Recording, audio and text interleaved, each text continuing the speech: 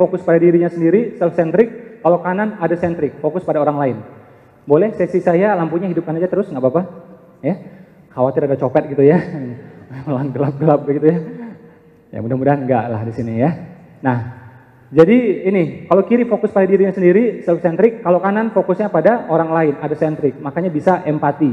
Walaupun dia jadi orang tua, fokusnya pada anaknya. Walaupun dia jadi penjual, fokusnya pada pembelinya. Walaupun dia jadi atasan, fokusnya pada bawahannya.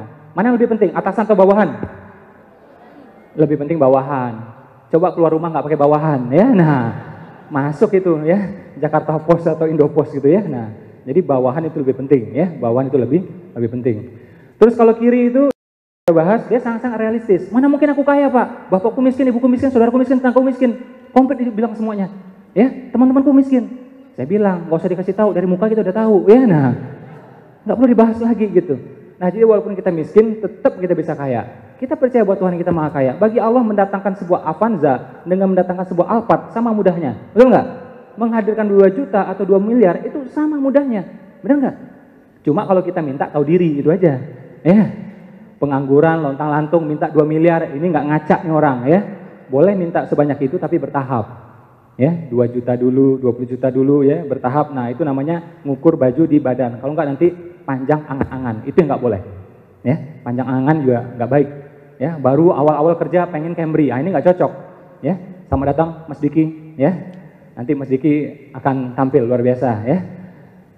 Nah, jadi ini bedanya kiri dengan kanan. Dan kalau kiri itu sangat-sangat rencana. Ya, rencana perlu nggak?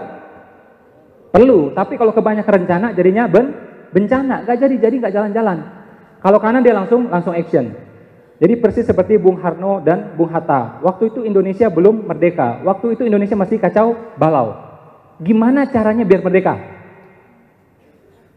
Gimana caranya biar merdeka? Simple kan? Merdeka, selesai. Benar nggak?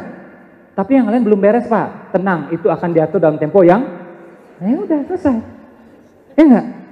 Jadi makanya kalau ditanya sama calon mertua, rumahmu mana? Ya, kendaraanmu mana?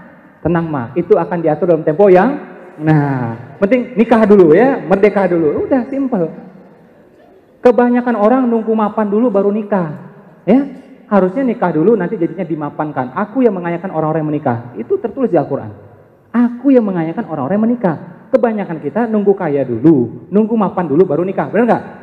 Iya, akhirnya mapan di usia 70 tahun. Ya, nah, nikahnya di usia 71 gitu ya. Nah, itu kan perjuangan hidup namanya itu. Ya. Orang ada yang udah 40 tahun udah nambah 2 ya. Nah, dia 70 tahun baru 1 gitu kan. Ini nggak benar itu. Ya. Jadi tidak harus urut, tidak harus sempurna semuanya. Buka usaha, buka aja. Orang kalau kebanyakan mikir nggak bakal buka usahanya. Kalau dia melangkah pasti dia mikir. Tapi kalau dia mikir terus nggak bakal melangkah, pasti itu.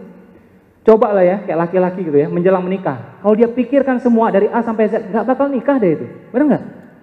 Ilmu tentang suami, ilmu tentang ayah, ya soal